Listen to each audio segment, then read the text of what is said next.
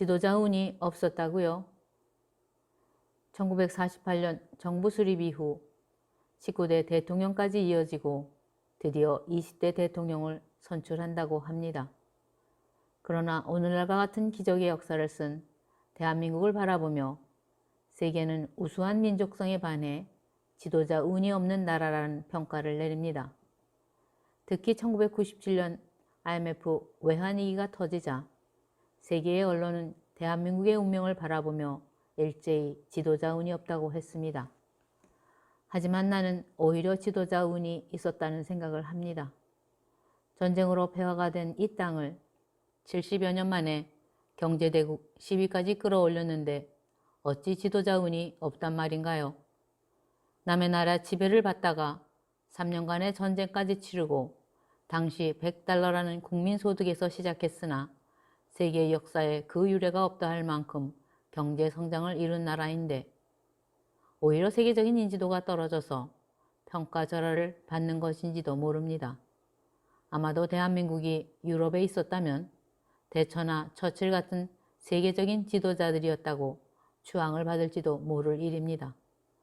사실 결과가 과정을 설명해 줍니다. 그동안 수많은 위기와 역경은 있었지만 오늘날과 같은 결과가 바로 열매입니다. 그래서 여기에서 과거의 대통령들을 돌아보았습니다.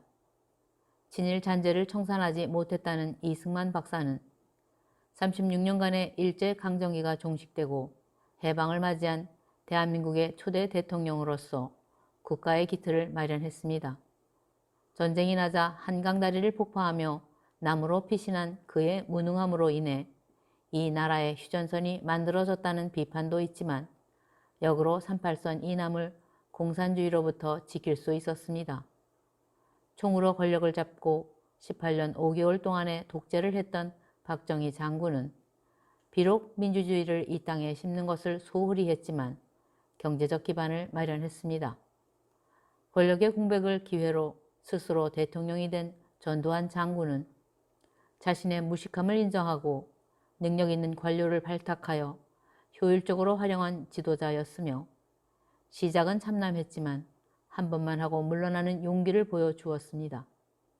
친구 덕분에 대통령이 된 노태우 장군은 군인 같지 않은 기회주의자로 평생을 살았지만 보통 사람도 정권을 잡을 수 있다는 선례를 남겼습니다.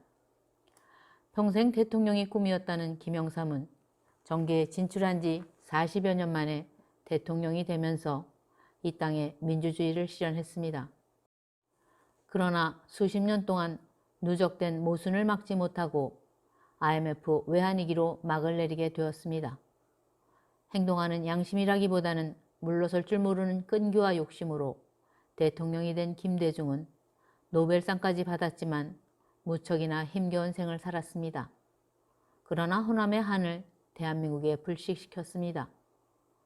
여기까지는 극한의 빈곤으로부터 탈출해서 잘 살게 하려는 의지는 강했던 대통령이었습니다.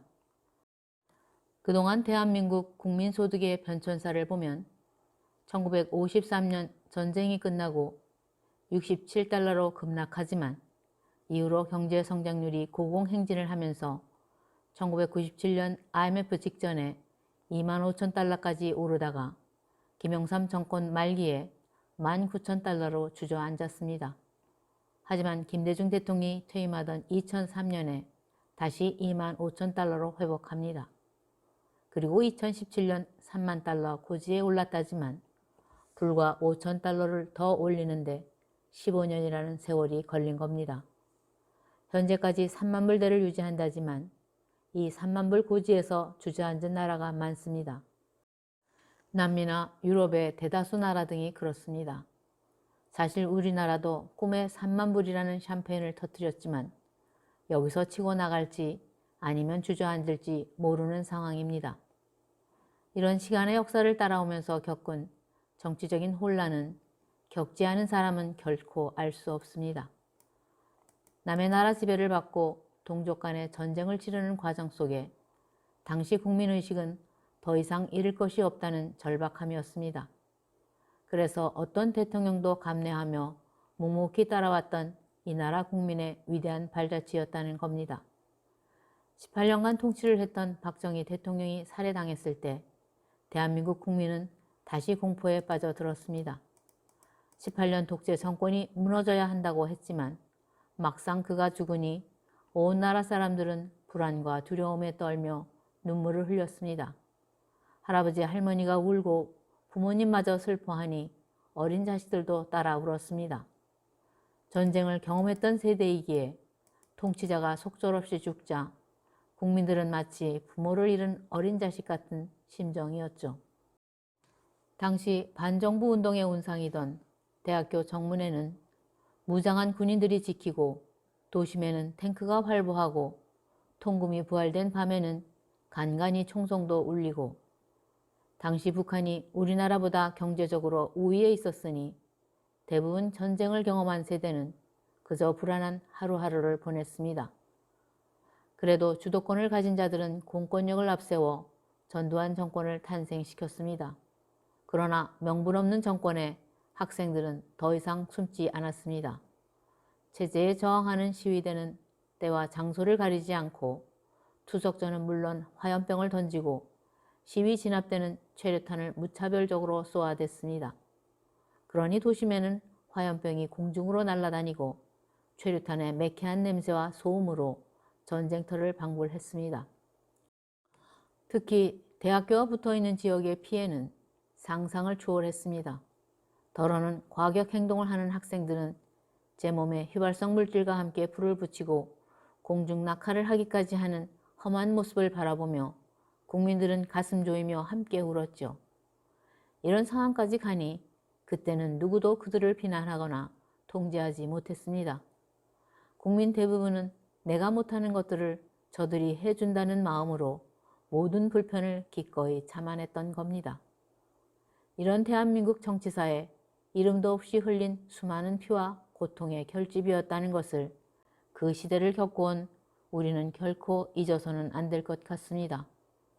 결국 당시 국민은 어떤 지도자도 지도자 되게 했다는 겁니다.